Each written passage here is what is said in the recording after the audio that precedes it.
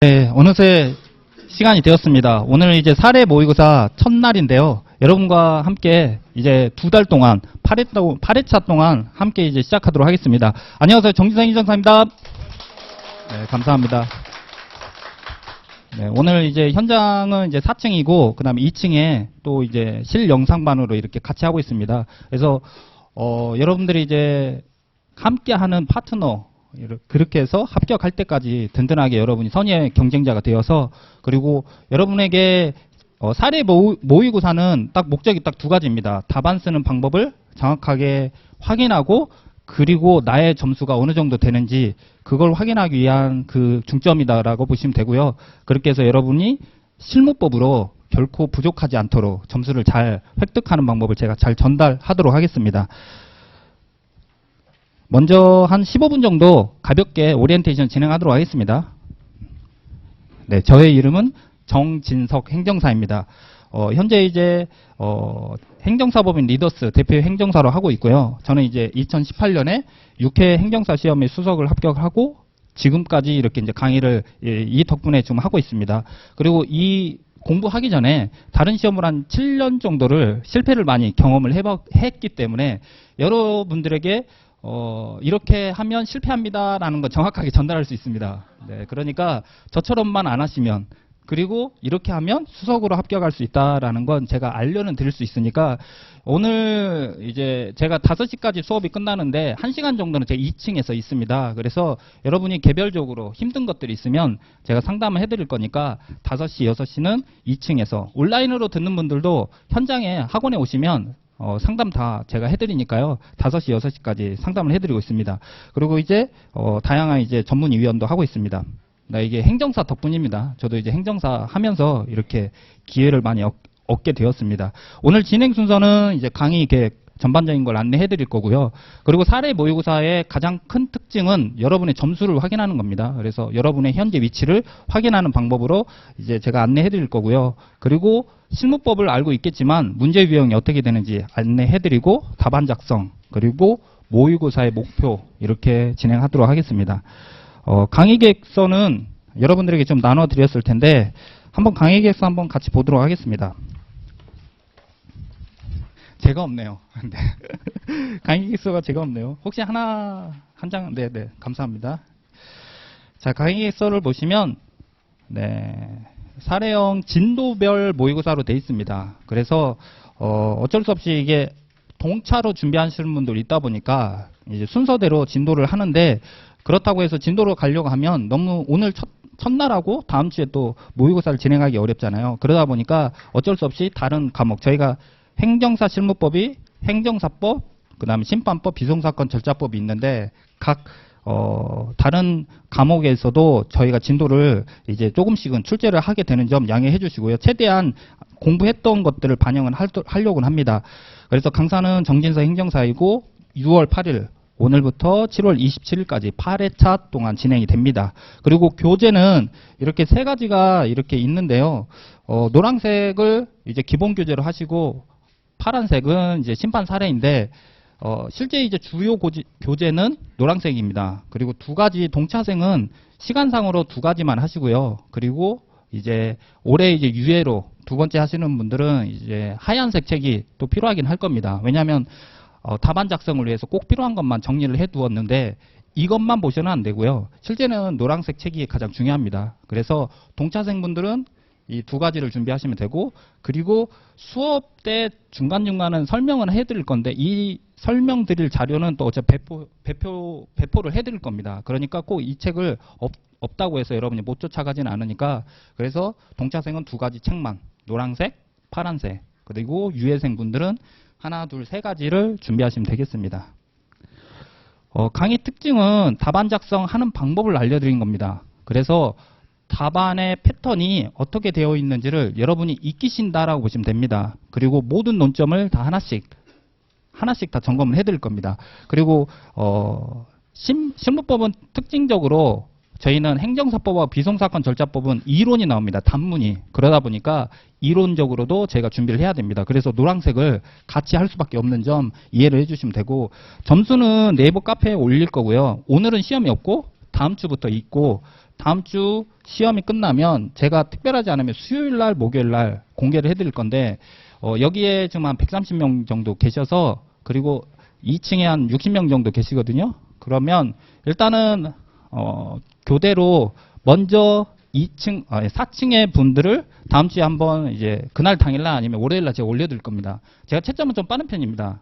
그래서, 부실하지 않게 채점을 할 겁니다. 그래서 누구 어떻다라는 걸 이렇게 채점도 꼼꼼하게 해드릴 거고, 전체 이제 인원이 많다 보니까 전체 합산되어서 올라오는 점수는 이제 수요일, 목요일 날 올라온다고 보시면 됩니다. 그래서 카페에 여러분이 이제 공부에 방해되지 않도록 제가 최대한 해드릴 건데, 카페 자주 들어오지 마시고요. 그래서 일요일 날 저녁에 아니면 월요일 날 오전에 한 번 1차로 한 반에 있는 점수 올릴 거고, 그 다음 수요일, 목요일 날 2개 반이다 보니까 전체 합산된 점수를 한 번 더 올리는 걸로 그렇게 이해하시면 되고, 다만 교대로 이제 이제 한쪽에만 점수를 올리게 되는 것보다 교대로 그렇게 올리는 방식으로 하겠습니다.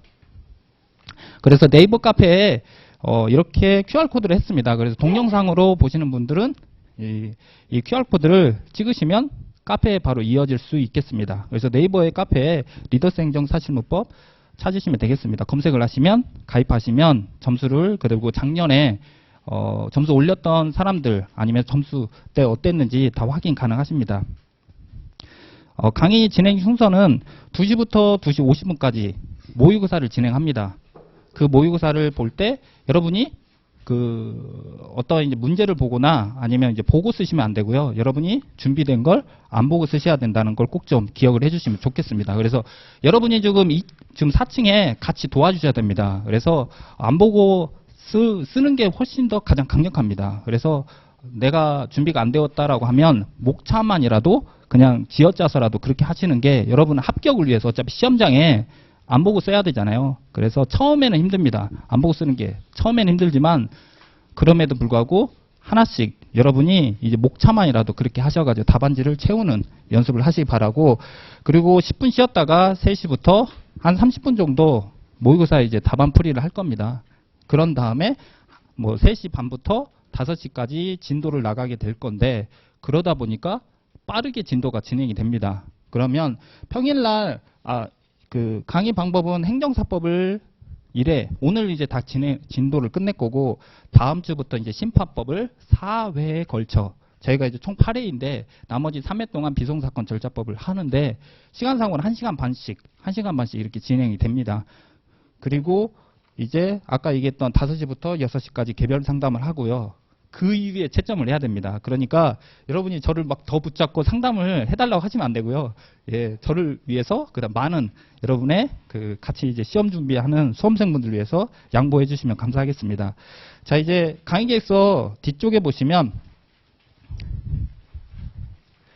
그 진도 순서가 나와 있습니다. 그래서 카페 어느 분이 평일날은 이제 동차로 준비하신 분들은 평일날, 아직 이론을 한 번도 안 들으신 분들은 심화 강의 이제 온라인으로 올라가져 있습니다. 그래서 심화 강의를 온라인으로 들으시고, 그리고 이제 사례 모의고사를 주말에 올라오는 걸 이제 온라인으로 들으신 분은 이제 주말에 영상으로 들으시면 되겠습니다. 현장에 오신 분들은 이렇게 현장으로 들으시면 되고, 진도는 이렇게 이런 순서대로 나간다 보시면 되겠습니다. 그래서 다음 주에는 심판법을 이런 순서대로 가고요. 그렇게 해서 절차 파트가 2회, 3회 진행되고, 4회차 때 이제 나머지 이제 파트별로 이렇게 진행된다고 보시면 되겠습니다. 그렇게 해서 순서는 이렇게 하시고, 그러면 사례 모의고사 때 문제를 미리 알려는 드릴 겁니다. 그래서 문제를 다음 주에 2회차 사례 모의고사는 심판법은 요건, 대상 적격, 청구인 적격 이렇게 나올 거고요. 케이스 7번을 참조하시면 되고, 그리고 절차는 이제 케이스 23번. 이걸 찍지 않아도 되는 게 여러분들이 이미 나눠져 있습니다. 여러분들이 이제 처음에는 너무 힘들어 하실 것 같아서 이거 자료 하나 나눠드린 게 있습니다. 그래서 무엇을 적어야 될지를 이런 그림 나눠져 있는 게 있습니다. 그래서 다음 장 넘겨보시면 문제 1-1 사례 모의고사 예시 해가지고, 네, 이게 다음 주에 문제입니다. 네, 아예 문제를 다 나눠드렸으니까 이걸 보시면 되겠습니다. 그렇게 해서 문제 1-1번, 그 다음 문제 1-2번. 이걸 나눠드려서 너무 서운하신가요? 네. 일단 2회차만 이렇게 할 거고요. 3회차부터는 논점만 알려드릴 겁니다. 이런 식으로. 3회차부터는, 그리고 3회차는 옆에다가 제가 한쪽에 적어 드릴게요. 그렇게 해서 여러분이 뭐 지금 수업 시간에 혹여나 놓칠까봐 여기 걱정하지 않도록 한쪽에 적어 드릴 거니까. 오늘은 이렇게. 그리고 이 자료는 그 다음에 행정사법은 과태료, 비송사건은 특징, 관할. 이 모든 내용을 여기에 다 보시면 되겠습니다. 그래서 온라인으로 들으신 분들도 이걸 보시고 이제 진도에 맞춰서 여러분이 셀프로, 온라인으로 하신 분들은 이제 셀프로 이렇게 준비하시면 되겠습니다. 그리고 2층에 계신 분도 이렇게 자료집 참조 바랍니다. 그래서 문제 1-1번, 그 다음 문제 1-2번, 그 다음 2번은 이제 과태료, 그리고 3번, 4번. 이걸로 다음 주 준비하시면 됩니다. 그래서 다음 주는 여러분이 이제 조금 더 암기 부담을 덜하고 답안 쓰는 패턴을 이렇게 하면 되겠구나라고 알 수 있도록 제가 해드리겠습니다. 그리고 페이지도 참고할 수 있는 거 이렇게 다 해드렸으니까 이걸 보시면 되겠습니다. 자, 넘어가도 되겠죠? 네. 대신 문제는 뭔지 모르죠. 네, 문제는 그냥 몰라도 됩니다. 그래도 어차피 이렇게, 그래서 문제를 다음 주에 보시면서 문제는 이제 그에 맞춰서 하시면 될 것 같습니다. 자, 다음 페이지. 잠깐 언급했던 것처럼 동차로 준비하신 분들은 이제 처음 이제 이론을 아예 모르는 분들은 평일날 심화 강의를 온라인으로, 특히 이제 제 실무법은 온라인으로 이제 심화 강의를 들으시면 되고, 주말에 사례 모의고사를 온라인으로 듣거나 이렇게 현장에 오시면 되시겠습니다. 그리고 이제 유예로 준비하신 분들은 평일날 이제 무한 반복을 하시면 됩니다. 네. 그리고 단권화라고 해서 이제 자료를 제가 나눠드리는 걸 하나의 여러분의 방식으로 이제 취합을 하시면 되고, 그게 어려우신 분들이, 그러니까 작년에, 재작년에, 그래서 책을 4개 드렸습니다. 이렇게. 그래서 하나의 책으로, 담아주기를 원하셔서 이렇게 낸 거니까, 이거는 이제 필요하신 분들이 이제 준비하시면 되고, 이거는 수업 시간에 잠깐은 설명하겠지만, 어차피 자료는 또 나갈 겁니다. 이거는 이거대로, 자료는 또 자료대로. 그 자료를 모아놓은 게 이 책입니다. 그래서, 걱정 꼭 안 하셔도 되니까요. 그렇게 해서 이제 주말에 여러분이 모의고사 때는 시험을 볼 수 있는 준비를 하셔서 오시면 되겠습니다. 자, 채점 결과는 아까처럼 이렇게 카페에 올려드릴 거고요. 그 다음에 이렇게 채점 결과를 올릴 텐데, 초록색은 60점 이상, 그 다음에 안타깝게도 40점 이하는 이제 꽈락 밑에라 보시면 되고요. 그리고 작년에 합격하신 분이 그 얘기 하더라고요. 본인이 한 번도 40 이상을 받은 적이 없대요. 근데 합격하셨거든요. 네. 그러니까 어느 점수 때 있더라도 연연하지 마시고, 연연은 되는데, 네. 그러니까 지치지 마시고 쭉 가시면 됩니다. 쭉 가시면. 그렇게 해서 점수는 여러분의 위치, 나의 위치를 확인하기 위해서 안내해 드린다라고 보시면 되겠습니다. 자, 채점의 방향은 만점을 저는 70점으로 하고 있습니다. 이제 매년 이제 물어보시는데 왜 70점이냐고 하는데 그냥 70점으로 했습니다. 다른 이유 없고요. 그냥 70점을 했고, 그렇게 했을 때 점수가 거의 비슷하게 점수가 되게 이렇게 받더라고요. 그래서 저와 채점자는 실제 뭔가 텔레파시가 통하나 봐요. 그래서 제가 점수한 대로 그대로 거의 비슷하게 나온다고 보시면 되고요. 그러다 보니 20점 문제는 14점에 맞춰서 채점을 하고, 60점은 그린, 그 다음에 40점 이하는 레드, 이렇게 보시면 되고, 저의 목표는 65점입니다. 여기 계신 모든 분들이 65점을 받을 수 있도록. 다른 과목은 제가 모릅니다. 네, 다른 과목은 모르되, 다만 실무법은 다 65점 이상으로 해드리려고 제가 해드릴 거니까. 그리고 목차 키워드 위주로 하시면 됩니다. 그래서 지금은 혹여나 동차로 하신 분들은 전체를 다 할 수는 없습니다. 전체를 내가 지금 똑같이 오늘 나눠드린 거 있잖아요. 뭐 제 것만 하진 않잖아요. 그렇죠? 사무관리 뭐 저처럼 나눠드린 거 있지 않나요? 있을 거 아니에요. 그렇죠? 네. 이게 지금 매주 나갈 겁니다. 매주 나가게 되면 이제 중간에 포기할 수 있기 때문에, 그러니까 목차만 하셔도 됩니다. 그리고 심지어 비송사건 절차법을 아직 안 해보신 분도 있잖아요. 그러면 목차만이라도 그렇게 해서 키워드는 이제 조금 여러분 이해가 되시면 키워드를 하시면 되고, 그렇게 해서 목차라도 적을 수 있도록 하시면 좋겠습니다. 자, 문제 유형입니다. 실무법은 사례가 두 문제가 나옵니다. 그리고 약술 문제는 행정사법, 비송사건 절차법 두 문제. 이렇게 문제로 나오고요. 목차가 사례로 나오는 경우에는 목차가 다릅니다. 그래서 문제 제기라는 방식으로 사례는 이렇게 하시면 되고요. 20점 기준으로 논점을 20점이면 논점 2개, 논점 1, 논점 2, 사안 해결 이렇게 하시면 됩니다. 사실 이제 원래는 이제 보통 사안의 적용, 사안의 해결 이렇게 하는데 제가 그냥 이게 글자 수를 맞추기 위해서 문제 제기, 사안 해결을 한 겁니다. 그래서 여러분이 이제 특별한 의미가 없는 것들이 있습니다. 그냥 이렇게 저를 따라오시면 저는 이제 일단 사례 모의고사는 모방이 가장 강력한 여러분의 이제 그 점수 획득의 방법이라고 봅니다. 저 또한 이제 수많은 7년 동안 실패를 경험하고 행정사 시험으로 수석을 합격하고 여러분의 강의를 7년 동안 하잖아요. 절묘하게 7년이네요. 네. 여러분이 이제 의미가 있는 내년에 네, 13회 이제 올해 네, 합격생이 될 것 같은데요. 중요한 건 저의 머릿속에 있는 제가 가지고 있는 거 여러분이 똑같이 따라하기만 하셔도 됩니다. 그렇게 해서 작년에 재작년에 많은 수험생분들이 다 검증을 다 해주셨으니까 그러면 먼저 어떤 문제가 나오든 답안을 어떻게 써야 되는지 패턴을 익히는 게 중요합니다. 그 패턴을 사례 모의고사 때는 익히시면 됩니다. 그러려면 어쨌든 제가 전달하는 것들 일단 받아들이고 일단 따라만 와주세요.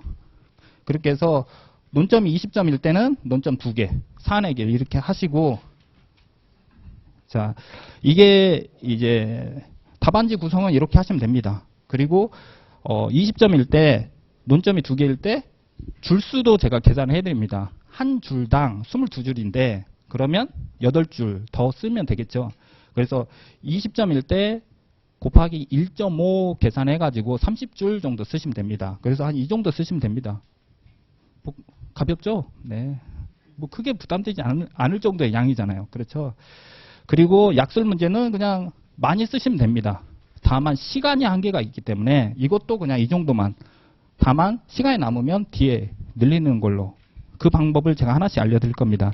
그래서 먼저 답안 작성 방법을 알려드릴 텐데 자 이거 아까 나눠드렸던 거 맨 첫 페이지 여기 보시면 답안 작성 방법 해가지고 이렇게 화살표 그려져 있는 게 있습니다.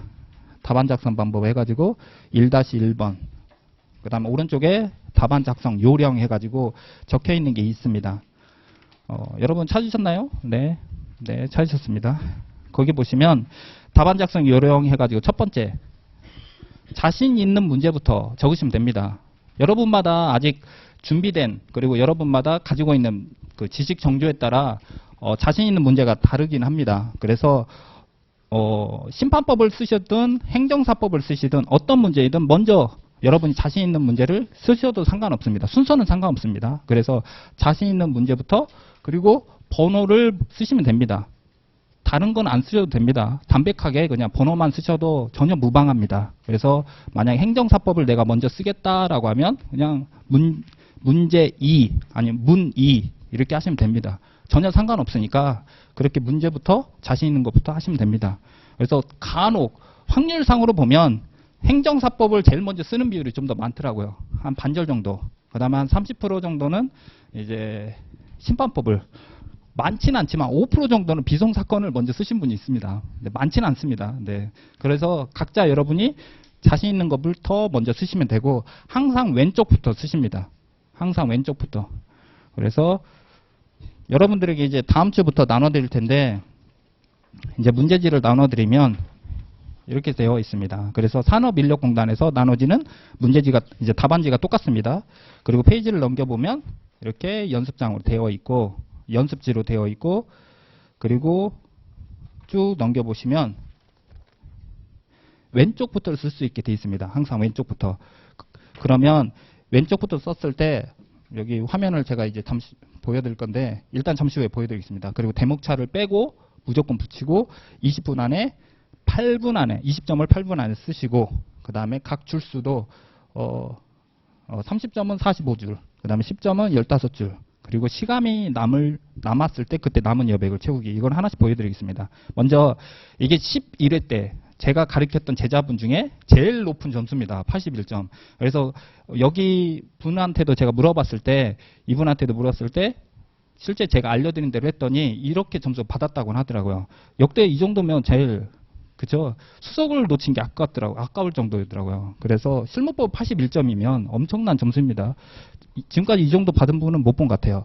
그래서 실제 사례배우에서 어떻게 했는지 제가 보여드리면, 그래서 자신 있는 문제를 그냥 이렇게 적으시면 됩니다. 맨 위에다가 번호 적으시고, 나머지는 쭉 이렇게 쓰시면 됩니다. 그리고 글씨를 보시면, 뭐, 그다지 잘 쓴 건 아니잖아요. 그쵸? 네. 잘 썼다고요? 네, 네. 아무튼. 그리고 오른쪽이 너무 텅텅 비어 있으면 이렇게 계속이라고 쓰시면 됩니다. 계속 쓰시고. 그런 다음에 왼쪽으로, 무조건 왼쪽부터 시작합니다. 그래서 그 얘기를 하려고 합니다. 그래서 항상 이제 여기서 끝내든 다음 페이지 넘겨서 이렇게 하려고 합니다. 그렇게 하신 다음에 다시 이렇게 쭉 하시고 오른쪽이 또 비었잖아요. 상관없습니다. 다음 페이지 또 넘기시면 됩니다. 그렇게 해서 문제를 푸시면 되고, 그리고 나서 대목차를 빼고 나머지 붙이라 있잖아요. 그러면 대목차는 로마자. 그래서 로마자 포함해서 다 붙이고, 여기 중간 띄우고 붙이고, 이렇게 하시면 되겠습니다. 그렇게 해서 무엇을 하려고 하냐면, 첫 번째, 항상 이렇게 패턴이 쓰고 이렇게 패턴이 하게 되면 나의 시간을 계산할 수가 있어요. 여러분 일정하게 패턴이 항상 여기서 시작하고 어느 정도 끝나면 여러분이 계속 20점짜리를 계속 여기서 계속 쓰고 있다라고 하시면 식은땀이 흘러야 됩니다. 그죠? 그렇게 하려고 하는 거예요. 그러니까 여러분 시간을 재고 계속 적을 수 없잖아요. 그러니까 왼쪽부터 쓰고 한 이 정도면 여러분이 사례모의고사 할 때 계산하시는 거죠. 아, 나는 이 정도 쓰면 한 몇 분 정도 흘러가더라. 그랬을 때 원래 이 정도 쓰면 벌써 다른 문제를 이제 못 쓰게 되죠. 그러니까 이걸로 양으로 여러분 시간을 재려고 합니다. 그렇게 하시고 이렇게 넘기고 이렇게 하시고 넘기고, 그리고 나머지는 다 띄어쓰기를 최대한 적게 하려고 하는 것도 시간을 재려고 하는 겁니다. 시간 재려고 하는 거예요. 그렇게 해서 내가 20점짜리를 8분 안에 했을 때 이 정도면 거의 줄수 띄어쓴 게 없기 때문에 일정하게 패턴이 시간 안에 언제 끝나는지 여러분이 딱 감이 옵니다. 그리고 또 하나는 왼쪽을 보고 사례 모의고사 할 때 이제 사례를 여기서 보고 쓸 수가 있어요. 그런 장점도 있기 때문에 제가 이렇게 알려드리는 겁니다. 그리고 20점은 8분 안에 쓰시고 그러면 30줄 정도 이렇게 보시면 됩니다. 그리고 시간이 남으면 시간이 분명히 남습니다. 네. 시간이 남으면 그때 부족한 걸 채우면 됩니다. 그래서 부족한 걸 이렇게 여기 남겨 있잖아요. 계속 그 자리에 이걸 여백을 채우시면 되죠. 그러니까 아까 81점이 나온 거예요. 81점이. 그러니까 한 문제를 계속 많이 쓰는 게 아니라 계속 이런 식으로 쓰다가 남으면 그때 다시 돌아와서 쓰시면 되죠. 우리는 가점 방식이기 때문에 채우면 채울수록 점수가 계속 올라갑니다. 마치 그 게임에 뭘 쓰면 땡땡땡땡 올라가는 거 있잖아요. 어떻게 표현을 못 하겠네요. 그런 식으로 계속 올라갑니다. 그러니까 종이 울릴 때까지 무조건 쓰셔야 돼요. 무조건 쓰시면 됩니다. 다만 한 문제당 그러니까 일정 이상은 무조건 각 과목당, 그러니까 각 문제당은 무조건 쓰신 다음에 다시 돌아와서 그렇게 하시는 게 어려운 얘기 하는 게 아니죠. 그쵸? 네.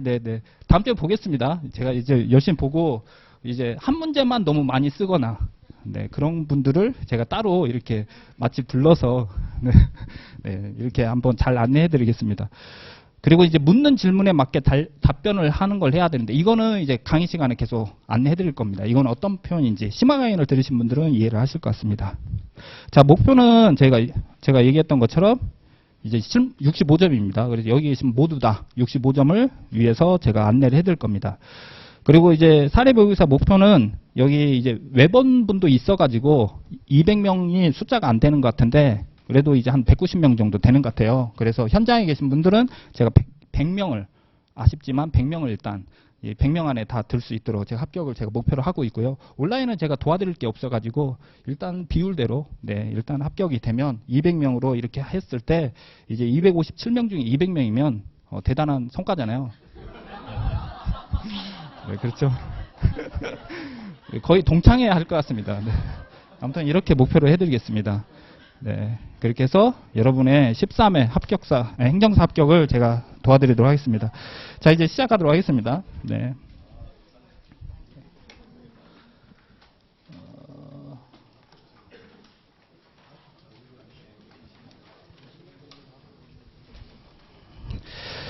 자, 이제 본격적으로 하도록 하겠습니다. 자, 이제 저희가 이제 노랭이라고 표현을 하는데, 자, 노란색 책을 펼쳐 보시고요. 이제 강의를 진도를 나가도록 하겠습니다. 자, 나머지는 이제 오늘은 행정사법만 진도를 나갈 거라서 나머지는 한쪽에 여러분이 좀 책상이 좀 좁지만 한쪽에 이제 잘 정리를 하셔가지고 하시면 되겠습니다. 행정사법.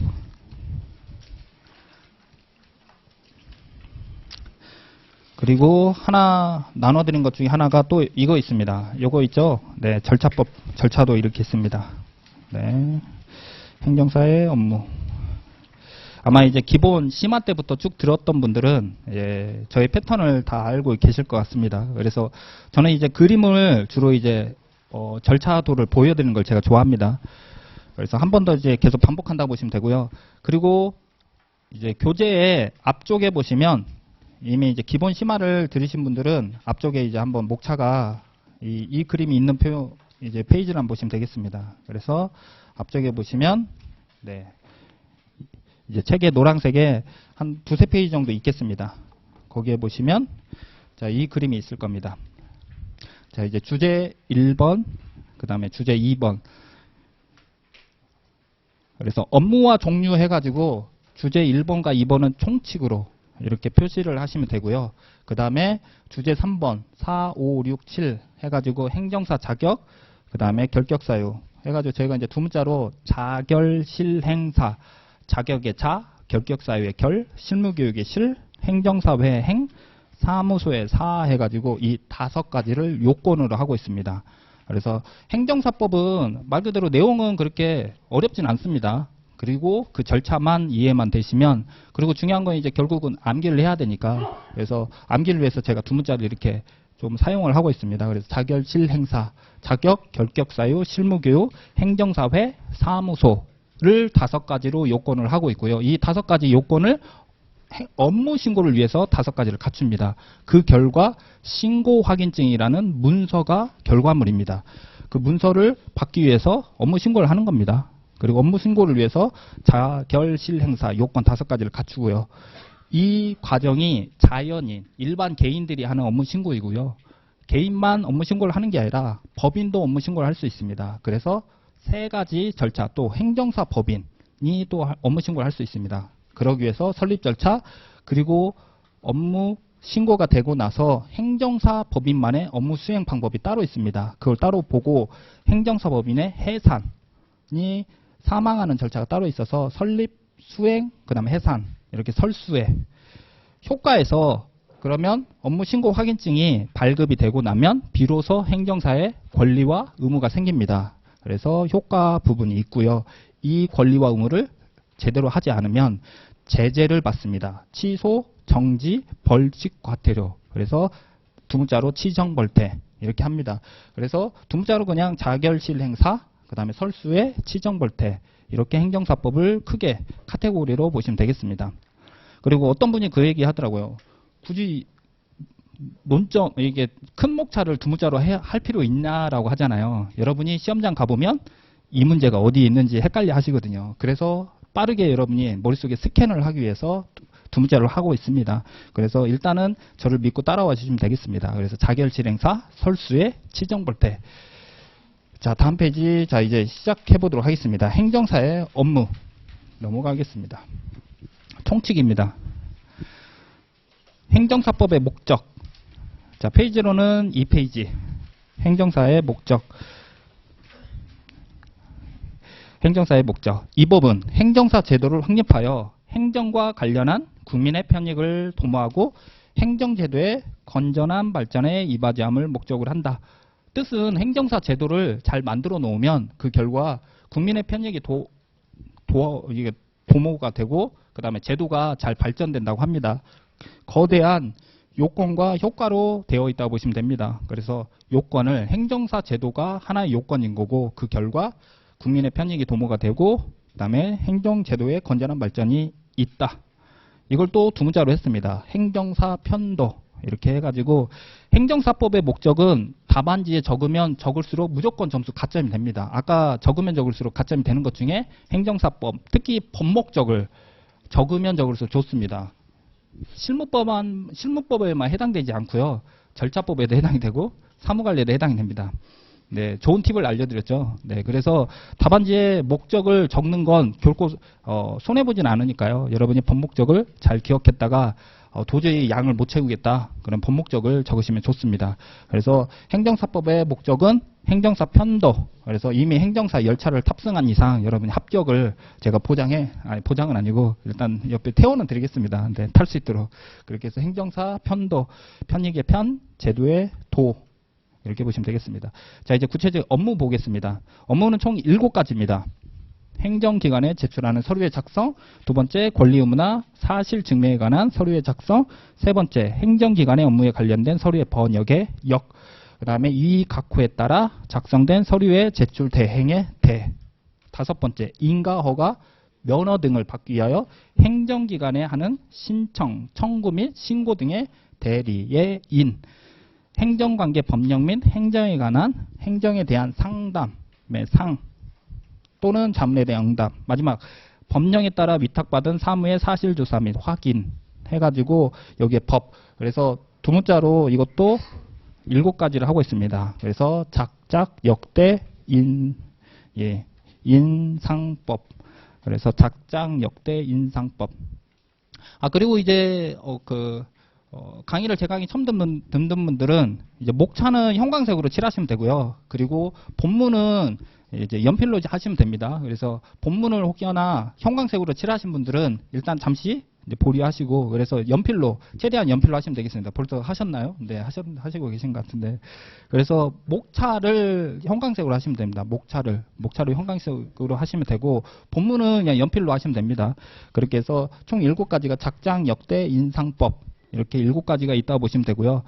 이제 작년에 이제 기출이 되었기 때문에 아마 행정사법은 이걸 다시 재기출되기는 어렵고, 다만 어차피 여러분이 이 업무를 해야 되니까 알고 있으면 더 좋긴 합니다. 그래서 7가지 행정기관에 제출하는 서류의 작성, 권리 의무나 사실 증명에 관한 서류의 작성, 행정기관의 업무에 관련된 서류의 번역, 이 각호에 따라 작성된 서류의 제출 대행, 인가, 허가, 면허 등을 받기 위하여 행정기관에 하는 신청 등의 대리.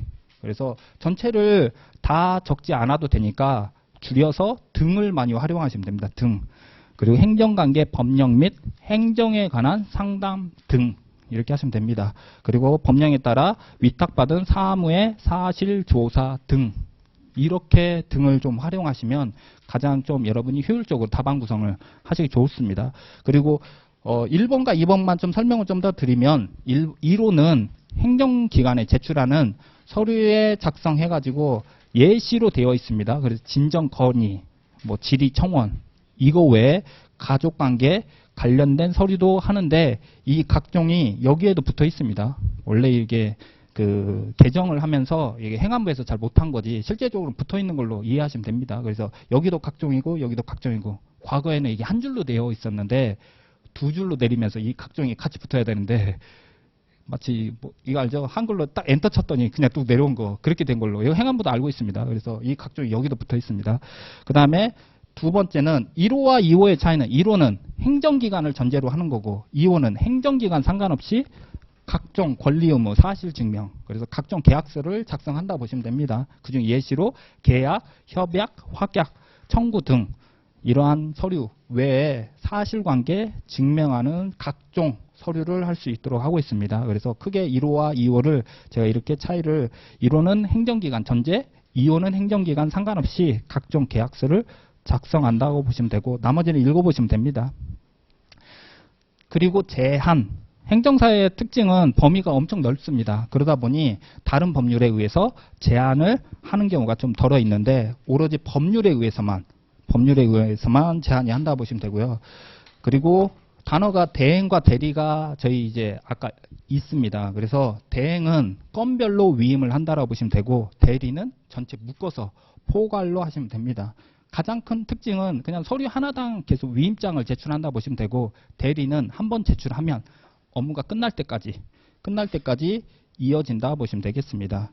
그 중에 하나 앞에 거 보시면 5호가 가장 큰 특징이죠. 그래서 행정사의 가장 큰 특징은 마지막 대리, 그래서 대리가 붙어 있는 그 글자가 그 자격사의 주 가장 큰 메인 업무라 보시면 됩니다. 그래서 이 대리는 전체 중에 여기만 있습니다. 5호에만. 그래서 인가 허가 등을 받기 위하여 하는 행정기관 하는 신청 등의 업무는 저희가 대리가 되는 거죠. 즉 한 번 서류가 제출되면 그 인가 등을 받을 때까지는 저희가 이제 변호사와 똑같이 포괄로 저희가 일을 맡아서 할 수 있다고 보시면 되겠습니다. 그리고 법률과 법령을 구분을 하면 법률은 국회에서 만들어진 규정을 말하겠죠. 법규를. 그리고 법령은 법률 플러스 명령. 그래서 그 중앙기관에서 또 만드는 뭐 시행령, 시행규칙 이런 것들을 명령이라고 합니다. 그래서 이걸 법령 이거 합쳐서 그러면 우리한테 유리한 건 법령으로 해석을 하고 불리한 건 법률로. 그래서 아까처럼 제한은 불리한 거잖아요. 그러니까 다른 제한된 업무를 만들려면 법률로 해라. 그렇게 하시면 되고 앞에 보시면 우리의 업무는 확장되려면 법령에 의해서 확장이 되고 법령에 의해서 이렇게 확장이 된다 보시면 되겠습니다. 그래서 우리의 업무는 법령. 그래서 유리한 경우에는 법령으로 해석을 하는 게 저희한테 좋습니다. 불리할 땐 법률. 그리고 그다음에 행정사의 종류에서 이건 가볍게 이미 알고 계시겠지만 오른쪽에 3페이지 보시면 행정사는 세 가지로 있습니다. 일반 행정사, 회사 행정사, 그리고 외국어 번역 행정사. 그랬을 때 업무를 간단히 보여드리면 일반 행정사는 해운, 번역, 업무를 제외한 모든 일반 업무를 하는 행정사입니다. 그래서 해운은 바다 위에 해상에 떠 있는 업무라고 보시면 됩니다. 그리고 번역은 말 그대로 이제 뭐 외국어 번역 이런 것들을 할 수 있는데 그걸 제외한 나머지를 보시면 되고요. 해상 행정사는 번역을 제외한 바다 위에서 이루어지는 행정사 업무를 하는 행정사 보시면 되겠습니다. 그다음 외국어 번역은 행정기관의 업무에서 번역 및 제출을 하는 행정사라고 보시면 됩니다. 사실 이 중에서 마치 일반 행정사가 범위가 더 적어 보이지만 실제적으로 이 두 가지를 뺀 모든 걸 다 할 수 있기 때문에 가장 큰 범위입니다. 그래서 일반 행정사가 가장 넓다라고 보시면 되고 그리고 충돌이 일어나면 일반 행정사 편을 많이 들어줍니다. 그래서 충돌이 일어났을 때 걱정하지 않으셔도 되고요. 그렇게 해서 일반 행정사 그래서 제가 예시로 바다 위에 떠 있는 경우는 그런 경우에만 해사 그리고 바다 위에 붙어 있는 공유수면이라고 했을 때는 이거는 일반 행정사 편을 들어줍니다. 행안부에서. 그래서 보통 예전에 수해 피해 당했던 그런 지역에서 수해를 당한 지역은 피해 조사를 해야 되잖아요. 그거는 일반 행정사가 할 수 있도록 사실 확인 증명을 할 수 있도록 실제적으로는 예전에 그렇게 하려고 했는데 어쨌든 그때 당시에 일반 행정사분들이 많이 없어가지고 원래 그 업무도 저희 행정사 업무라고 보시면 되겠습니다. 그래서 그 사실 증명 그래서 수혜자를 확인하고 조사하는 아까 사실조사 있었잖아요. 그런 거라 보시면 되겠습니다. 그런 것처럼 이제 일반 행정사와 회사 행정사가 충돌이 일어났다라고 하면 일반 행정사에게 유리하게 해석한다라고 보시면 되겠습니다. 자 이제 마지막 행정사가 아닌 사람에 대한 금지행위 해가지고 다른 사람이 행정사 업무를 하는 경우에도 이런 경우에도 법률에 의해서 허용이 된다라고 보시면 되겠습니다. 그런 경우에만 허용이 된다. 그래서 제한할 때도 법률 그 다음에 다른 사람이 우리 업무를 중복해서 할 때도 법률에 의해서만. 그래서 키워드가 법률이 있다는 걸 제가 이제 두꺼운 글씨로 되어 있습니다. 그런 경우 외에는 업을 행정사 업무를 하지 못한다. 한 경우에는 3년 이하의 징역, 3천만 원 이하의 벌금. 그렇게 해서 작은 글씨로 이렇게 되어 있습니다. 여기까지가 이제 작년 12회 때 기출문제였습니다. 그러면 다음 페이지 넘겨보시면 이제 총칙을 끝냈고 이제 요건 보겠습니다. 요건이 5가지가 있습니다. 자결, 실행사 해가지고 하나씩 보겠습니다. 먼저 행정사의 자격부터 보시면 행정사 자격 시험에 합격한 사람이 행정사 자격이 있다 라고 이렇게 정의를 하고 있습니다. 그래서 행정사 자격을 부여를 받으려면 먼저 시험에 합격을 해야 됩니다. 실제 그 경력직 공무원들도 시험은 접수를 합니다. 그래서 예전에 제가 산업인력공단에 경력직과 시험 출신을 구분 좀 해주세요라고 했더니 다 시험 출신이라고 하더라고요. 그러니까 접수는 한대요. 다만 면제가 되는 거지. 과목 면제가. 그렇다고는 하더라고요. 그리고 일부 면제 받는 분들이 또 계셔가지고 제가 표현을 약간 어쨌든 이제 저 또한 이제 팔이 안으로 굽는다고 온전히 다 시험을 치는 분들에게 어쨌든 아무튼 넘어가겠습니다. 네. 자, 이제 시험에 합격한 사람은 행정사 자격이 있습니다. 그리고 이러한 걸 조사, 심의하는 경우가 이제 자격심의위원회입니다. 그래서 그 역할 이제 부여된 그 권한이 있는데 그 중에서 하나만 예시로 보시면 되겠습니다. 그래서 행정사 자격심의위원회가 어떤 걸 하냐면 자격의 취득과 관련된 사항 중에서 시험 과목 등 시험에 관한 사항 등 이걸 이제 나머지 다 여러분이 공부하려면 너무 힘들잖아요. 그러니까 시험 등에 관한 시험 과목 등에 관한 사항을 맨 밑에 행정안전부의 행정사 자격심의위원회를 둘 수 있다. 라고 하셔가지고 전체를 여러분이 다 암기하려고 하는 것보다 행정사법은 사실 거의 다 암기 과목입니다. 그래서 대부분이 여러분이 단어가 좀 생소한 것들 이런 단어가 생소한 거고 나머지는 여러분이 자주 읽다 보면 감이 올 거고요. 결국 목차를 잘 구성하신 다음에 행정사의 자격, 행정사 자격 심의위원회, 심의위원회는 시험 과목 등을 심의할 수 있다. 아니면 시험 과목 등을 위해서 자격 심의위원회를 둘 수 있다. 이렇게 요약하시면 되겠습니다. 세 번째입니다. 행정사 자격 시험은 이미 알고 계시듯이 1차 시험, 2차 시험으로 구분하여 실시하고 있습니다. 그다음 네 번째, 시험의 일부 면제는 두 종류가 있습니다. 경력에 의해 면제, 시험에 의해 면제. 시험에 의해 면제는 1차 합격하신 분은 다음 연도 1차가 면제가 되는 거죠. 그래서 한 번 정도 면제가 됩니다. 이거는 이제 목차만 아시면 되고, 그다음 다섯 번째, 부정행위자에 대한 조치는 부정행위자는 말 그대로 시험 중간에 어떤 부정행위를 한 사람에 대해서 어떠한 이제 조치를 하는 건데 우리는 이제 키워드만 어떤 부정행위자에 대해서 시험에 대한 정지, 무효가 처리가 되면 그 처분이 있은 날로부터 5년간 응시하지 못한다. 그래서 키워드는 5년으로 기억하시면 되겠습니다. 그래서 부정행위자에 대한 조치는 5년간 다시 시험에 응시하지 못한다. 그래서 행정사의 자격은 여러분이 목차만 크게만 기억하시면 되겠습니다. 그래서 이제 기본 심화를 들으신 분들은 이것도 두 문자로 제가 자자심연부 해가지고 자격의 자, 자격심의위원회 자, 그다음에 시험의 시, 면제 면, 부정행위자에 대한 조치 해가지고 부 해가지고 자자심연부로 가볍게 넘어가시면 되겠습니다라고 했었던 것 같습니다. 자, 이제 결격사유 넘어가겠습니다.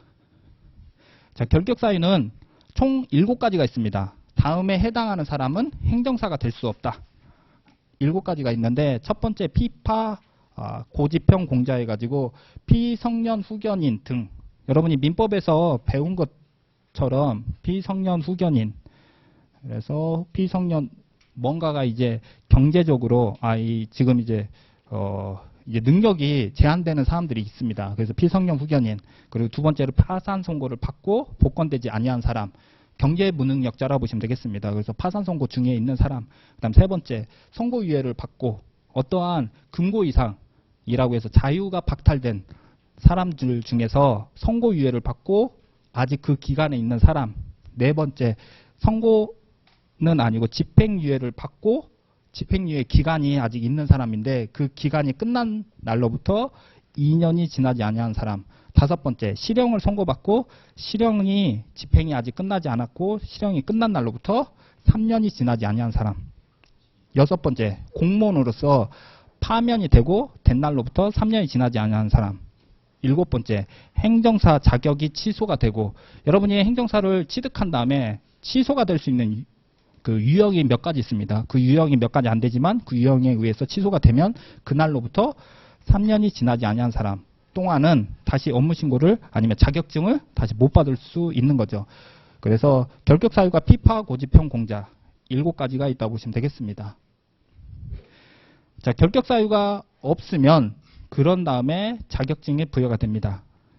그래서 처음 이제 기본 심화를 안 듣고 오늘 이제 처음 오신 분들 위해서 지금 자격증이 부여가 되는 과정이 이제 자격 시험을 보면 그 결과 자격증이 나옵니다. 그런데 이때 결격 사유를 이때 확인합니다. 지금 행정사 시험을 자격 시험을 보게 되면 이제 자격증을 발급하기 전에 결격 사유 7가지 아까 두 문자로 피파 고지평 공자 7가지로 확인합니다. 그런 다음에 이상이 없으면 자격증, 행정사 자격증이 부여가 됩니다. 그런 다음에 행정사 회에 나중에 가입을 합니다. 실무교육입니다. 네. 합격을 하신 다음에 여러분이 합격을 하신 다음에 실무교육을 이수를 해야 되는데 실무교육 이수할 때 교육을 받으면 교육 이수증, 수료증 용어가 바뀌어서 수료증입니다.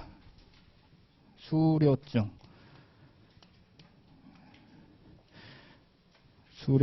이렇게 나오고요. 그리고 나서 행정사회에 가입을 할 수 있는데 가입을 하게 되면 회원증이 이렇게 나옵니다. 이 3가지 자격증, 수료증, 회원증을 그대로 가지고 뭘 하면 되냐면 행정사 업무 신고를 하게 됩니다. 그래서 이때 한 번 더 결격 사유를 한 번 더 확인합니다. 그래서 결격 사유가 왜냐하면 그 사이에 간극이 있다 보니까 한 번 더 확인합니다. 그래서 이때 결격 사유 피파 고지편 공자를 자격증 부여할 때 한 번 더 확인하고 그 다음에 자격증, 수료증, 회원증을 다 묶어서 업무 신고를 하는데 그때 한 번 더 결격 사유를 확인합니다. 이때 이상이 없으면 비로소 업무 신고 확인증 이렇게. 근데 이거 단어 너무 길다고 생각하니 이거 그냥 더 줄여서 신고 확인증 이렇게 하겠습니다. 신고 확인증. 이것도 제가 이제 답안지를 채점하다 보면 이 단어를 되게 많이 헷갈려 하시더라고요. 그래서 한 번 더 확인합니다. 업무 신고를 했기 때문에 신고 확인증입니다. 단어상으로 이해를 하시면 되겠습니다. 업무 신고를 했기 때문에 신고 확인증 이렇게 이해하시면 되겠습니다. 그래서 지금 무엇을 하려고 하냐면 지금 우리는 업무 신고를 위해서 하나씩 배우고 있습니다. 그리고 업무 신고를 하게 되면 그 결과가 신고 확인증이고 가장 중요한 건 결격 사유가 2번 확인하는구나 이렇게 이해하시면 되겠습니다. 그래서 목차가 지금 이제 보시면 결격 사유의 목차가 2가지가 더 있는 거죠. 결격 사유의 다음 목차가 자격증 발급. 그래서 결격 사유가 이상이 없으면 자격증 발급이 되고 그리고 결격 사유가 확인하기 위해서 업무 신고를 한다라고 목차가 이렇게 되어 있습니다.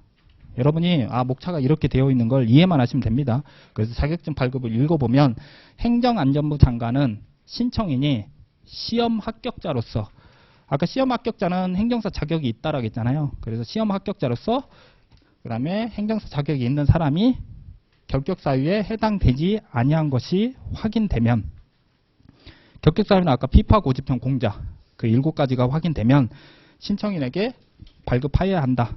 이렇게 보시면 되겠습니다. 그리고 맨 밑에 행정사 업무 신고. 업무 신고를 하려는 사람은 행정안전부령으로 정하는 신고서.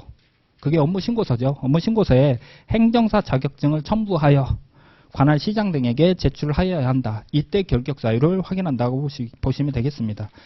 자, 이제 다음 페이지 실무교육입니다. 이제 설명했던 것들을 다시 한 번 더 반복하는 겁니다. 그래서 실무교육 보시면 실무교육은 총 8일 동안 진행이 되는데 5일, 3일 이렇게 진행됩니다. 그래서 5일 동안 기본 소양을 합니다. 기본 소양 교육을 하고 3일 동안 실무 수술을 합니다. 용어를 여러분들이 이제 합격하는 9월 27일까지는 교육은 기본 소양, 실무 수습, 기본 소양, 실무 수습 이 2가지밖에 없다라고 아예 세뇌를 하시면 되겠습니다. 그래서 기본 소양, 실무 수습, 기본 소양, 실무 수습. 기본 소양은 20시간. 네. 제가 헷갈렸네요. 기본 소양 20시간, 그 다음에 실무 수습은 40시간. 그래서 기본 소양은 3일이네요. 제가 계산 잘못했습니다. 기본 소양은 3일, 그 다음에 실무 수습은 5일. 그래서 기본 소양 20시간, 실무 수습 40시간. 이렇게 해가지고, 자, 기본 소양, 실무 수습. 그런 다음에 이 교육을 받은 다음에 공고와 교육 신청을 하는데 행정안전부 장관이 권한을, 잠깐 이제 뒤에 나올 텐데 이제 시도지사 위임하고 그다음에 그러한 행정사회가 이런 이제 교육을 이제 공고를 합니다. 그래서 행정안전부 장관은 교육을 공고를 하는데 30일 전에 그리고 신청은 여러분이 합격하신 다음에 10일 전까지 교육을 신청합니다. 그래서 기본 소양은 20시간, 실무 수습은 40시간, 공고는 30일, 교육은 10일 전. 날짜를 주의 깊게 보시면 되겠습니다. 자, 위임 및 위탁 넘어가겠습니다. 위임은 권한을 시도지사에게 위임할 수 있다. 그 다음 업무는 행정사회에 위탁할 수 있다. 그래서 권한은 위임, 그 다음 업무는 위탁. 이걸로 단어를 매칭을 이어서 하시면 되겠습니다. 그리고 나서 교육을 다 받고 나면 실무교육 수료증이 나옵니다. 똑같이 업무 신고를 하려는 사람은 실무교육 수료증을 관할 시장 등에게 제출하시면 되겠습니다. 자, 옆에 7페이지 보겠습니다. 행정사회 보겠습니다. 행정사회는 행정사법에 따른 법인이다 보니 법인의 절차를 하나 더 우리가 익혀야 되는데, 행정사회의 목적은 행정사의 품위 향상과 직무의 개선 발전을 도모하기 위하여 정관을 정하여 행정안전부 장관의 인가를 받아 설립 등기를 함으로써 성립한다 라고 하고 있습니다. 보통 사람이 이제 출생, 그 다음에 성장, 사망이라는 과정이 있다라고 하면 이거는 이제 보통 자연인입니다. 그러면 법인도 똑같이 이 과정이 있는데 성립, 그 다음에 이건 변경이라고 하고요. 이건 해산이라고 합니다. 매칭되는 법률적인 표현이라고 보시면 됩니다. 그래서 자연인이 출생을 엄마 뱃속에서 나와서 아이가 태어나는 과정처럼 법인은 성립이라고 하는데 등기가 되는 날입니다. 이게 등기. 그래서 등기가 되었을 때 비로소 법인이 탄생되었다고 하는 거죠. 그런데 이 전 단계가 있어요. 법인은 법률에 의해서 어떤 과정이 필요합니다. 그런데 행정사법에서는 특히 행정사회도 법인이거든요. 이럴 때 과정을 정관을 만들어야 되고, 그다음 인가를 받으라 하고 있고, 그리고 마지막에 설립 등기를 했을 때 이렇게 법인이 성립한다라고 하고 있습니다. 지금 단어에도 그렇게 나와 있잖아요. 그래서 행정사회는 목적은 행정사회 품위 향상과 직무의 개선 발전을 도모하기 위하여, 그래서 품위 향상 그리고 직무 개선 발전 도모하기 위하여 정관을 정하고 인가를 받아 설립 등기함으로써 성립한다라고 이렇게 문구에 이렇게 되어 있잖아요. 그러면 정관, 인가, 설립 등기함으로써 성립한다라고 이대로 이어지는 거죠. 그랬을 때 이걸 우리가 그러면 두 문자로 이렇게 하고 있습니다. 품개도, 그래서 품위 향상의 품, 개선 발전의 개, 도모의 도, 그 다음에 정관, 인가, 설립 등기, 품개도, 정인설 이렇게 하고 있습니다. 그렇게 해서 목적이 행정사 품위 향상, 직무 개선 발전을 도모하기 위하여 세 가지가 더 필요한데 정관, 인가, 설립 등기 함으로써 법인이 성립한다라고 이렇게 하고 있습니다. 그리고 나서 하나씩 이제 보겠습니다. 정관에는 그러면 뭘 적을 거냐라고 했을 때 그 중에서 여러 가지가 있습니다. 그러면 그 중에 하나만 기억하면 목명사 해가지고 목적 명칭 사무소의 소재지, 목적 명칭 사무소의 소재지 등을 기재하여야 한다라고 이렇게 여러분이 기억하시면 되겠습니다. 목적 명칭 사무소의 소재지 등을 기재하여야 한다. 그리고 정관 변경은 넘어가겠습니다. 제가 지금 하나씩 보여드리는 게 지금 로마자로 되어 있는 목차를 하나씩 여러분이 지금 공부의 방법은 로마자로 되어 있는 목차를 기억하시는 게 가장 좋습니다. 여러분이 나중에 한번 이제 8월, 9월쯤 되면 내용이 이해가 안 되시면 안 되시는 것보다 암기가 안 되어서 힘들 겁니다. 그래서 암기를 하는 방식은 목차만 정확하게, 그리고 내용은 여러분이 지금 하는 것처럼 다 할 필요가 없습니다. 그 중에 함축해서, 그래서 그 중에 지금 이 글자를 하나도 토시 하나 안 빠뜨리고 외우려고 하면 너무 힘듭니다. 그래서 지금 제가 다 줄이고 있잖아요. 그래서 목적 명칭 이것도 너무 많다라고 하면 목적 명칭 등을 기재해야 한다 이렇게 하시면 되죠. 그렇게 해서 작년에 합격하신 분 중에 땡땡땡 누구라고 있는데 다 줄이신 분도 있어요. 전체. 그래서 합격하는데 아까 65점이라 했잖아요. 제가 나는 62점 받을래 하시면 되죠. 네, 그렇게 하셔도 합격하는데 무리 없으시니까 이제 목차를 중요하게 보시면 되겠습니다. 자, 이제 세 번째, 그러면 가입 의무가 있습니다. 행정사회는 그전까지는 가입이 의무가 아니었는데 이게 21년도부터 가입이 의무로 바뀐 겁니다. 그전까지는 의무가 아니었는데, 그래서 행정사로 개업하려면 행정사회에 가입해야 한다. 이게 의무로 바뀌었고요. 그리고 공익활동 의무가 행정사회가 생겼습니다. 이건 여러분이 해야 될 의무가 아니라 행정사회가 해야 될 역할입니다. 그래서 취약계층 등 공익활동에 적극 참여하여야 한다. 그 대표적으로 마을 행정사가 그 예시입니다. 그리고 민법 규정의 준용. 행정사회도 행정사회의 예시가 대한행정사회인 거죠. 그래서 여러분이 그냥 용어를 너무 어려워하면 대한행정사회라고도 적어도 무방하긴 합니다.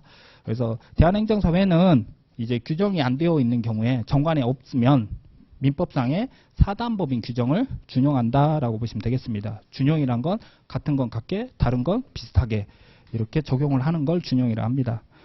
그 다음에 행정사회 회원증, 그리고 그 결과 행정사회에 가입을 해야 되는데 그 결과물이 회원증입니다. 그래서 회원증을 업무신고하려는 사람은 행정사회 회원증을 관할 시장 등에게 제출해야 한다라고 이렇게 보시면 되고, 대한행정사회는 이제 행정사법에 따라서 설립이 되다 보니까 감독상 명령, 즉 어떠한 지켜야 될 것들이 있습니다. 첫 번째 감독기관은 누구냐면 행정안전부 장관의 감독을 받고요. 그리고 보고명령, 만약에 행정안전부에서 행정안전부 장관이 뭔가 자료를 조사해야 되겠다라고 하면 보고를 먼저 하라고 요청을 할 겁니다. 그리고 자료를 제출하라고 하거나 기타 명령을 요청을 하는데, 이걸 따르지 않았다라고 하면 출입을 그때서 이제 하겠죠. 그래서 사무소에 출입을 하거나, 그리고 공무원들이 만약 출입하는 공무원은 증표를 지녀서 보여주어야 한다. 이렇게 보시면 되고요. 그럼에도 불구하고 이에 따르지 않는다라고 하면 500만 원 이하의 과태료를 부과한다. 라고 해서 행정조사 기본법의 내용대로 여러분이 하셔도 됩니다. 이 내용대로 뭐 쭉 하셔도 되는데, 이 내용이 어차피 여러분이 보시는 절차법에 있는 행정조사 기본법과 똑같습니다. 네, 점심을 여러분이 면을 많이 드셨나 봐요. 하품을 많이 하시네요. 네. 네. 네. 일단 진도를 열심히 나가 보겠습니다. 네. 자, 이제 사무소. 네. 이제 사무소입니다. 사무소는 세 가지가 있습니다. 행정사 사무소, 합동사무소, 그 다음에 행정사 법인, 세 가지가 있는데요. 키워드만 기억을 중점적으로 하시면 되겠습니다. 행정사 사무소는 하나만이 키워드입니다. 그래서 행정사 사무소는 하나만 설치할 수 있다. 그래서 사무소는 결국 세 가지밖에 없습니다. 그래서 행정사 사무소, 합동사무소, 행정사 법인. 여러분은 행정사로 개업을 한다라고 하면 세 종류 중에 하나로만 가입을 할 수가 있는 거니까 형태로밖에 안 되는 거죠. 그래서 일반적으로는 행정사 사무소가 제일 많고, 그 다음에 합동사무소, 행정사 법인이 이렇게 순서대로 이렇게 이루어져 있다 보시면 됩니다. 큰 차이는 합동사무소는 이제 2명 이상으로 할 수 있고요. 행정사 법인은 3명이 가능합니다. 그리고 목적을 약간 이제 법으로는 이제 두었지만 사실 목적이 큰 차이는 없는데, 그래도 이제 목적을 이제 두었다라고 하면 행정사 합동사무소는 효율적으로 공신력을 높이기 위하여 라는 이제 목적을 두고 있지만, 사실상 이제 큰 차이는 없고요. 다만 이제 단어상으로는 효율적이라는 단어를 여러분이 기억하시면 되겠습니다. 그래서 합동사무소, 왠지 이제 합자에 히읗이 들어가니까 여기도 히읗 들어갔네요. 네, 그래서 합동사무소에 히읗, 그 다음에 효율적의 히읗 해가지고 합동사무소는 효율적으로 업무를 수행하기 위하여 이렇게 기억을 하시면 되겠습니다. 그런 다음에 주사무소, 분사무소를 설치할 수 있다. 그리고 만약에 주사무소, 분사무소를 설치하게 되면 1명 이상 무조건 최소 1명 이상 상근하여야 한다. 라고 해서 두 문자로 효주상 기억하시면 되겠습니다. 행정사 법인은 목적을 조직적으로 전문적으로 수행하기 위하여 조직적의 키워드, 그 다음에 주사무소, 그 다음에 분사무소를 설치할 수 있다. 그래서 3명 이상이니까 주사무소, 분사무소를 설치하게 되면 주사무소 하나, 분사무소 2개 이렇게 할 수 있겠죠. 마지막에 주사무소, 분사무소를 설치하게 되면 상근하여야 한다. 상근이라는 거 1명은 무조건 사무소에 있어야 된다라고 보시면 되겠죠. 만약에 한 사무소에 3명의 행정사가 있어도 되고 분사무소를 2개를 두면 각각 1명씩 다 상근을 해야 되겠죠. 그래서 사무소는 3가지, 행정사 사무소, 합동사무소, 행정사 법인. 행정사 사무소 키워드는 하나만, 합동사무소는 효주상, 행정사 법인은 조주상. 이렇게 키워드로 기억을 하시고 사무소의 명칭을 보도록 하겠습니다. 명칭을 보시면 자시 행정사 법인은 행정사인 경우는 행정사 사무소, 행정사 합동사무소라는 글자를 사용하여야 한다. 네, 글자를 사용하도록 하고 있습니다. 그리고 행정사 아닌 사람은 비슷한 명칭을 사용해서는 안 된다. 이렇게 하고 있고요. 행정사 법인이 아닌 자는 행정사 법인 등 글자를 사용해서는 명칭을 사용해서는 안 된다. 이렇게 하고 있습니다. 그래서 과거에는 이 행정사 사무소를 꼭 쓰지 않아도 이 제재 규정이 없었어요. 그러다 보니까 행정사 사무소를 이제 그냥 안 쓰고 행정사 일을 했었던 경우가 있는데 지금은 제재 규정이 들어와 있습니다. 그래서 아까처럼 이제 행정사회가 가입이 의무로 바뀌고 이게 21년도에 그렇게 바뀌었습니다. 그 전까지는 행정사회가 꼭 가입이 안 해도 되다 보니 뭔가 이제 관리가 뭔가 이제 잘 안 됐었던 거죠. 이제는 가입이 의무로 바뀌었고 21년도부터는 행정사 사무소를 이름을 무조건 쓰도록 이제 제도가 다 바뀌었습니다. 그러니까 지금부터는 이렇게 바뀌었구나라고 이해를 하시면 되겠습니다. 자, 이제 절차 자연인을 보겠습니다. 자연인을 보시면 행정사 업무 신고입니다. 우리가 지금 업무 신고하려고 자결 실행사 요건을 5가지 배운 겁니다. 그래서 업무 신고를 보시면 행정사 자격 있는 사람이, 즉 시험에 합격한 사람이, 자격 있는 사람이 아까 시험에 합격자라고 했잖아요. 시험에 합격한 사람이 행정사로서 업무를 하려면 행정사 업무 신고 기준을 갖추어 행정사 업무 신고를 하여야 한다라고 하고 있습니다. 업무를 하려면 업무 신고 기준. 업무 신고 기준 우리가 이미 본 거입니다. 그래서 바로 밑에 보시면 자결 실행사 해가지고 자격증이 있을 것, 결격사유에 해당하지 않을 것, 실무교육을 이수했을 것, 행정사회에 가입했을 것 해가지고 자결 실행사 이 4가지를 업무 신고 기준이라고 하고 있습니다. 그리고 밑에 보시면 뭘 그러면 제출하냐라고 했을 때 행정안전부 영어로 정하는 신고서에 자격증, 사본, 실무교육, 수료증, 그 다음에 행정사회 회원증을 첨부하여 주된 사무소의 소재지를 관할하는 시장 등에게 제출을 해야 한다. 아까 좀 설명했던 내용. 결격사유는 따로 제출하지는 않고 서류로 확인하는 거죠. 자결 실행. 결격사유는 따로 제출하지 않고 제출하면 검토를 하는 거죠. 범죄조회 이렇게 하듯이. 그래서 결론적으로 업무 신고 기준은 자결 실행 4가지를 하고 그에 대해서 서류로 제출을 한다라고 이해하시면 되겠습니다.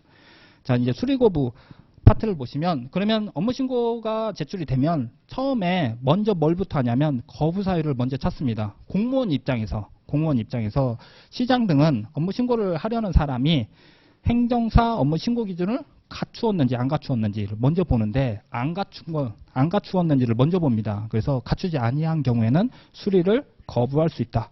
이렇게 하는 거죠. 그래서 거부할 게 없으면 비로소 신고증을 내주는 거예요. 네거티브 방식으로 이렇게 서류를 검토한다고 보시면 되고요. 그리고 거부된 사람은 바로 밑에 이의 신청을 합니다. 이의 신청의 기간은 받은 날, 다 도달주의 기준입니다. 그래서 받은 날에 여러분이 이제 동그라미를 하시면 됩니다. 그래서 키워드를 받은 날, 그래서 밑줄을 해놨습니다. 그래서 받은 날로부터 3개월 이내에 이의 신청할 수 있다. 거부 통지를 받은 사람은 통지받은 날로부터 3개월 이내에 이의 신청을 할 수 있다. 그리고 수리간주 해가지고 이 업무 신고를 받은 날로부터 3개월이 되는 날까지도 거부도 안 하고 아니면 신고 확인증도 발급을 안 하면 그러면 제재를 해줍니다. 어떻게? 다음 날, 마지막 끝나는 날이 있잖아요. 3개월이 되는 그 끝나는 날에 다음 날에 수리를 된 것으로 수리간주 된 걸로 해줍니다.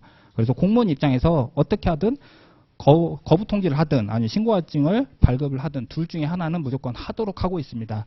이런 경우 이런 제도가 우리 입장에서 행정사 입장에서는 좋은 거죠. 나중에 합격하신 다음에 이런 제도가 있는 경우가 더 좋은 겁니다. 무조건 공무원은 일을 해야 되니까. 그래서 일의 순서는 먼저 거부 사유를 찾고 거부 사유를 찾았을 때 거부 통지를 하게 되면 이의 신청을 하고 그리고 나서 이런 것도 거부 통지도 안 한다. 그럼 수리간주 이렇게 보시면 되고요. 이것도 그냥 두 문자로 거리수 이렇게 하겠습니다. 거부 사유 거, 이의 신청 이, 수리간주 수, 거리수 이렇게 해서 목차를 이렇게 하고 있습니다. 그 다음에 시간이 좀 지난데 여기까지는 마저 하겠습니다. 자, 이전 신고 보겠습니다. 자, 이전 신고 보시면 제가 이제 기본 심화 때는 두 문자로 업무 신고와 그 다음에 신고가 5가지입니다. 그래서 업무 신고가 있고 그 다음에 수리 거부 목차가 있고요.